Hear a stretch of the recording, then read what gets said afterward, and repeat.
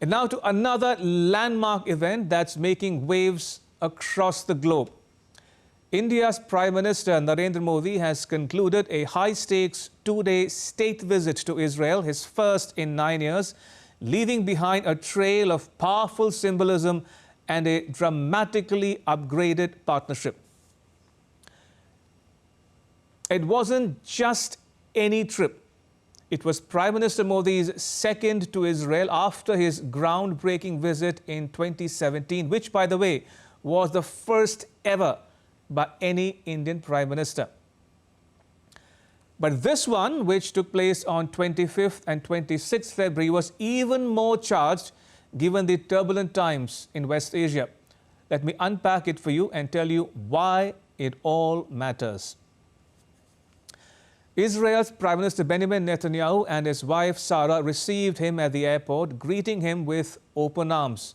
We're talking the Modi hug, broad smiles and that signature bromance which has defined their relationship since 2017. Adding a personal touch, Prime Minister Netanyahu reminisced during their joint press statement about his first date with Sarah at an Indian-Israeli Rina Pushkarna's Indian restaurant in Tel Aviv, making it a memorable evening that led to their marriage. Incidentally, Prime Minister Modi's pocket square matched the color of Sarah Netanyahu's dress when they met at the airport in Tel Aviv. Now, Prime Minister Modi addressed Israel's parliament, becoming the first Indian Prime Minister to do so. It was a masterclass in personal diplomacy, projecting unbreakable bonds amid global scrutiny. Now on to the outcomes. This trip wasn't about photo ops alone. It delivered a number of agreements spanning everything from defense and artificial intelligence to agriculture and cultural exchange.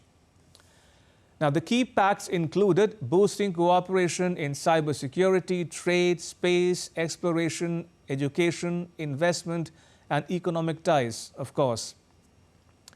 A cyber center of excellence will be established in India as part of the India-Israel Industrial R&D and Technological Innovation Fund, also known as I4F. Now, one standout was an agreement allowing up to 50,000 Indian workers to join Israel's workforce, strengthening the people-to-people links. But perhaps most significant for the diaspora was the move to integrate India's Unified Payments Interface, or UPI, making cross-border transaction easier for the thousands of Indians working in Israel. Now, UPI allows users to instantly transfer money between bank accounts via a mobile app. Now, there were also deals on fintech, digital finance, maritime heritage, manufacturing, and even a push towards a free trade agreement soon. Now, Prime Minister Modi announced these as part of elevating the bilateral ties to a special strategic partnership for peace, innovation, and prosperity, a fancy upgrade from the 2017 strategic partnership. The significance of this visit, especially its timing, couldn't be overstated. It happened smack in the middle of Israel's ongoing war in Gaza, which has left the country isolated internationally. Now, while many nations are distancing themselves from Israel, India is doubling down on its partnership. And Prime Minister Modi's visit reassured Israel that India is a reliable partner when diplomatic options are slim. Now, in a sense, it reaffirms India's transition from a non-aligned actor to an active strategic power. It was a test of New Delhi's foreign policy tightrope walk, balancing strong ties with Israel while maintaining relations with Arab nations in the region. To be sure, Prime Minister Modi used the visit to back the Gaza peace initiative. Now, for Prime Minister Modi, it was also about bolstering India's defense capabilities amid its own border tensions with Pakistan and China.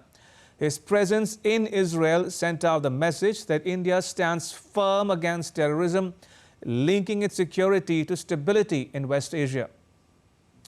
Now, adding to the strategic depth, Prime Minister Netanyahu floated the idea of a quote-unquote hexagon of alliances ahead of Prime Minister Modi's visit.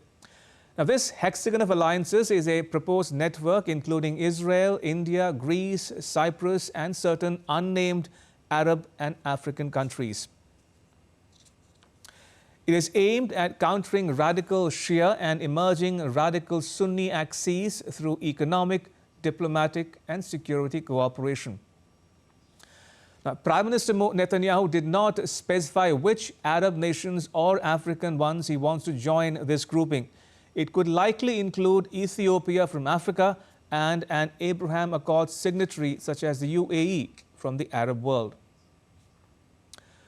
The visit also spotlighted ongoing frameworks like the I2U2, a quad grouping of India, Israel, the UAE and the US, focused on joint investments in water, energy, transportation, space, health, food security and technology.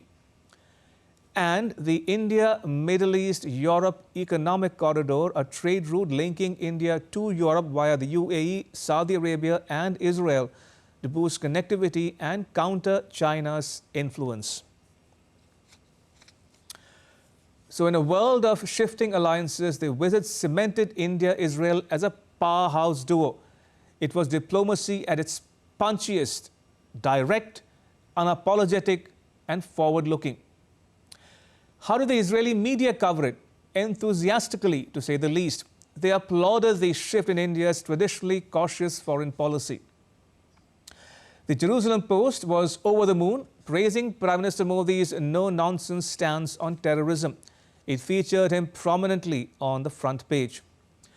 The Times of Israel provided live updates hailing the romance between Jerusalem and Delhi. The Haaretz newspaper's Gideon Levy told Al Jazeera that the visit cannot be underestimated. Globally, the media buzz was intense and varied.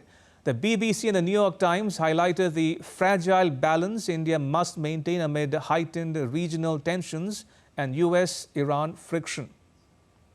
Fox News of the US spotlighted the special strategic partnership, calling it an upgrade in ties.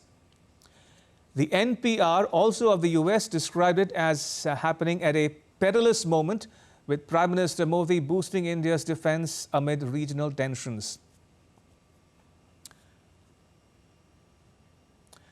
Overall, the coverage painted it as a diplomatic coup of sorts. So as we wrap it up, this visit wasn't just a footnote. It was a pivotal moment. It shows India stepping up as a global player, unafraid to deepen ties with Israel even in stormy times. The agreements promised real benefits, from jobs for Indians to tech leaps for both sides. And what's more, it cemented India's position as a rare bridge between Israel and the global South.